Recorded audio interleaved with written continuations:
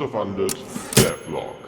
I haven't made a video about Unlit in a while, which has no specific reason. The game is in a very good state. As you can see, I have everything under control. Oh, this.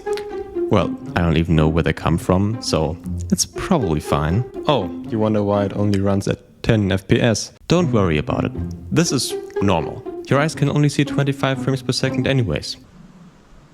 Basically what happened is, I added a multiplayer mode to the game, and then the multiplayer was like, either me or the single player.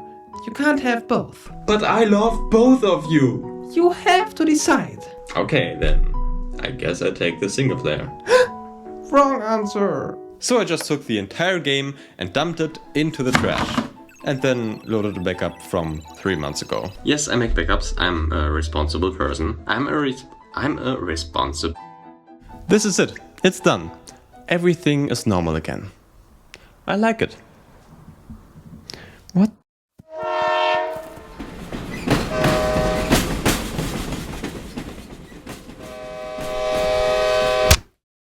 We have to make some progress on the game. Our mission is to make a vertical slice. You know what I mean? It's like a slice, but vertical. Let's imagine we are a company that makes Legos, and we want to produce 3 different types of Legos. A 2-knob brick, an 8-knob brick, and a figure.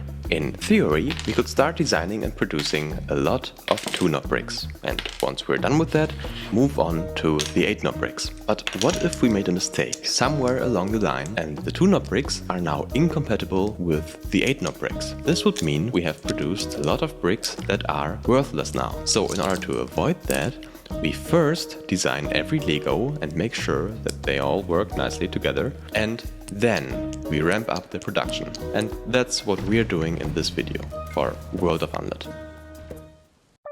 Honestly, at this point, most of the systems are already done. All the movement is working great. We have a system to add an infinite amount of weapons, multiple types of enemies, the ability to build optimized levels quickly, a puzzle system, we can rebind the keys, achievements are working, cloud saving is working.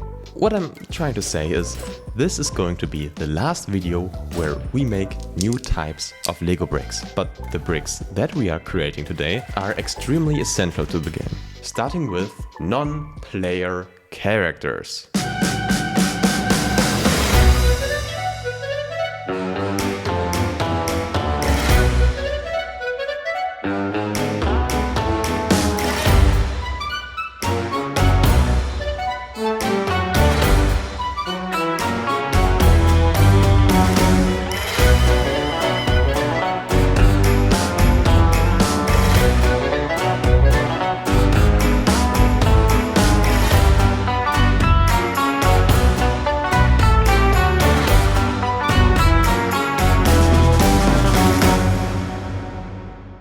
I had a lot of people playtesting the game to see how natural the NPC trading works, which turned out to be more of a hurdle than I thought it would be, but eventually I worked it out. An even bigger problem though was the behavior of one specific playtester. Her name is Cormac Camrock. When she explored the second level of the game, she quickly came across a door that can only be opened when you have a head of an enemy, but there was no enemy nearby. First she tried to pull a dead enemy towards the guillotine prop that is standing on the other side of the level. She actually thought that she could use that to cut the enemy's head off. What a psychopath. After she realized that this doesn't work, she tried to use her grappling hook to drag a dead body over these 3 islands. She spent like half an hour doing that. What a psychopath. But unfortunately, she wasn't the only one thinking like that. And now we have this very specific situation where almost every playtester tried to use the grappling hook to get the body from here to here, which is physically impossible. That itself is not a problem. The problem is that it seems like it is possible to the player. Since it is very easy to get a body to the first island, the second island, however, is slightly higher than the previous island, and the gap between the islands is also bigger. So the player assumes that he can do it somehow. with just the grappling hook. The intended way of doing this is using the gravity gun to get a buddy to the other side, but at this point the player has no clue the gravity gun even exists. Now there are 3 things that we could do to fix this. The most obvious one is probably to show the player clearly that using the grappling hook is not the intended way here. We could do this by just having a bigger first gap over here, but what we could also do is the exact opposite, making it possible for the player to bring a buddy over these islands using just the grappling hook. There are a variety of ways we can do that, most obvious one being just having a smaller gap right here. The third solution though needs a little bit of a bigger brain to understand. So please listen closely. Maybe you need a little explosion to reset your attention, or a little bit of Subway servers. How about some beers? No?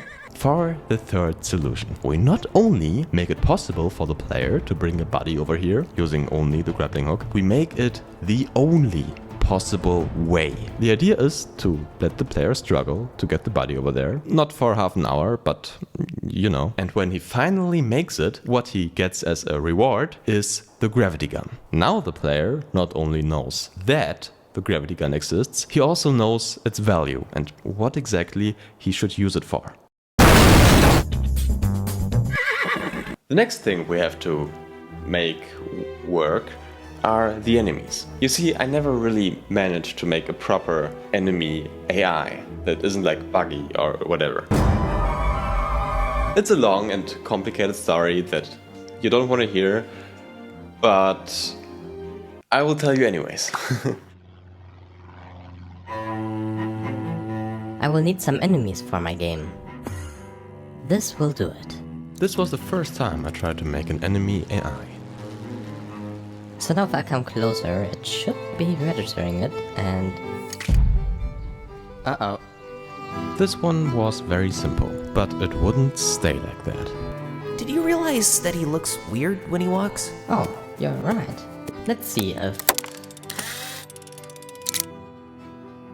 You know what? I think it's not actually a problem. But what if you had just... Over time, the AIs became more complicated, but my way of organizing them stayed the same. They were never able to survive a certain point of complexity. Do you want to do the player movement or the enemies? I will take the player movement. As everything else in game development became easier, my ability to make enemy AIs stayed pretty much the same. But now, this is going to change. What can I help you with today? I would like to open a support ticket. 211-02023. Stay in the line. I need 100 822 blaster, 3 different kinds of body armor, X7 helmets, Helder size 4 boots. Thank you. Have a nice day.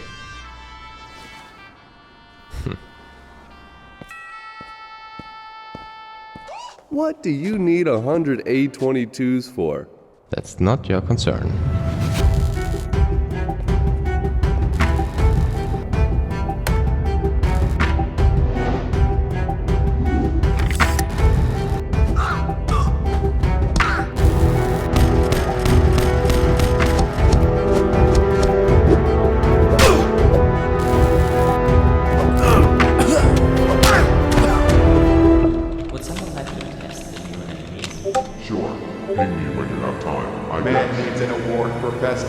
See, that's the thing though, I can just headshot them from afar. Dude, I like that. It's a lot more difficult, but it's not like impossible. Let's go. Oh, that was actually clean. I feel like I'm playing the new God of War. Oh my god, that was so nasty. He went flying. Because I feel like they weren't really something that you had to worry about before. What? Oh my goodness, that's good. That's really good. You know what I mean? Like, I never really, like, even paid attention to them. But now it's like, you actually have to kind of be mindful that they're there and trying to get you. Now that the vertical slice is done, we can finally start working on the fun stuff. From here on, all we have to do is making content for the game. The hard part is over. So, let the good times roll.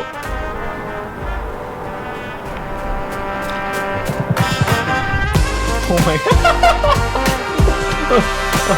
Okay, so maybe that's not the plan. Maybe I can, oh my god, they're fast. Oh my god, there's 3 of them. I did not think there were 3 of them.